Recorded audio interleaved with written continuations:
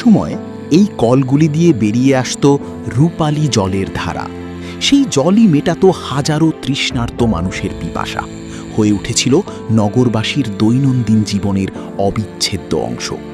বলছি রাজশাহী নগরীর ইতিহাসের এক নীরব সাক্ষী, ঐতিহ্যবাহী হেমন্ত কুমারী ঢোপকলের কথা।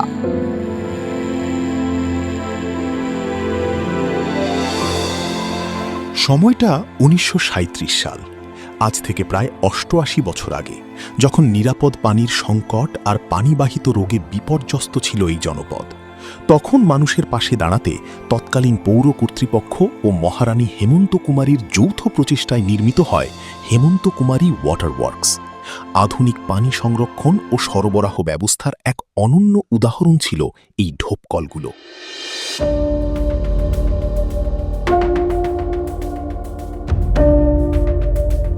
একসময় শহর জুড়ে শতাধিক ঢোপকলের অস্তিত্ব থাকলেও কালের বিবর্তনে, নগরায়ন আর আধুনিকতার চাপে আজ তারা বিলুপ্তির পথে।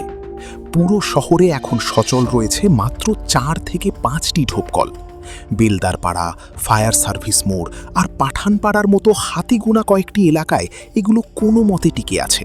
বাকিগুলো হয় ভেঙে ফেলা হয়েছে, নয়তো আগাছায় ঢেকে হারিয়ে গেছে চিরতরে।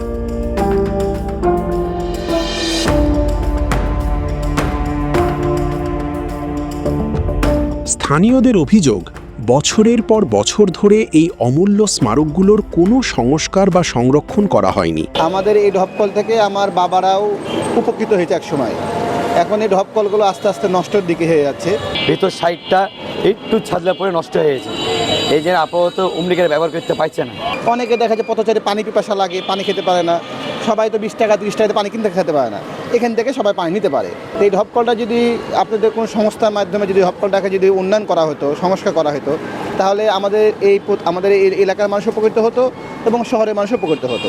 তবে রাজশাহী সিটি কর্পোরেশন আশ্বাস দিয়েছে, উন্নয়ন কাজের জন্য কিছু ঢোপকল সরানো হলেও এগুলো সংরক্ষণে নতুন উদ্যোগ নেওয়া হচ্ছে।